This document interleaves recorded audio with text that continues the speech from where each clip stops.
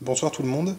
Au menu de la vidéo du jour, ou du soir plutôt, je vais vous faire vous donner deux petites astuces que j'ai trouvées sur le forum XDA à propos du Galaxy S3 donc de Samsung.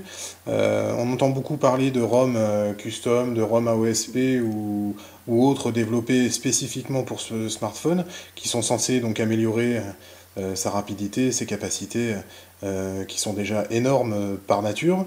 Moi, je vais vous faire une petite présentation de deux petites astuces que j'ai trouvées sur le forum XDA et qui permettent vraiment d'améliorer la fluidité et la rapidité d'exécution des programmes de ce smartphone de manière vraiment impressionnante. Donc déjà, je vous informe que je tourne moi sous une ROM custom, la ROM développée par Indie, donc la ROM Omega dans sa version 11. Il y a la version 11.1 qui est sortie il y a peu, mais bon, j'attends avec les derniers kernels Samsung officiels sortis que la version 12 arrive pour pouvoir l'installer. Et bon, je n'ai absolument pas à me plaindre, j'ai jamais eu un smartphone aussi rapide dans les mains, aussi stable, aussi fluide.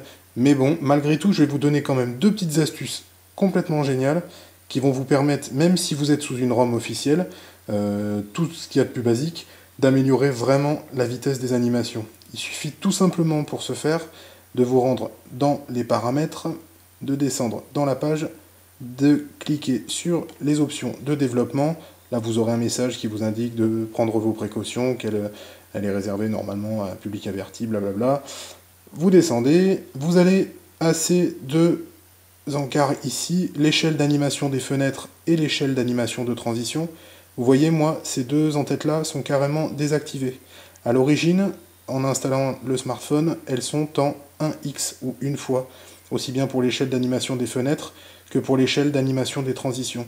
Vous pouvez tester en les diminuant, en passant à 0,5. Moi, je les ai carrément désactivées, et vous verrez immédiatement la différence de fluidité dans les transitions. Vous voyez, quand on revient sur le bureau, c'est instantané.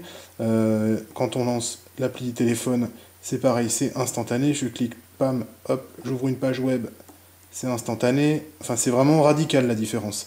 Testez, vous allez être vraiment agréablement surpris et vous vous demanderez, comme moi et comme beaucoup d'autres, pourquoi cette option n'est pas activée par défaut, parce que il y a eu beaucoup de débats pour dire que ça consommait plus de batterie. Je vous le dis, c'est totalement faux. J'utilise le téléphone vraiment avec un usage intensif. Vous voyez, il me reste 49% de batterie. Et si je vous montre, hop, hop, je me trompe, si je vous montre depuis quand le smartphone est activé, hop, batterie, voilà, il est allumé depuis 15h, 17 minutes et 55 secondes, très exactement. Donc il reste 49% de batterie. Je peux vous assurer que je suis allé beaucoup sur Internet, plusieurs heures dans la journée. J'ai eu beaucoup d'appels aussi avec le téléphone. J'ai utilisé la navigation avec Maps pendant près de 40 minutes dans la journée. Donc vraiment, je ne m'en prive pas. Je vous dirais pas que vous aurez les mêmes statistiques avec une ROM classique, une ROM officielle, parce que bon, l'optimisation est quand même assez poussée sur ces ROM custom.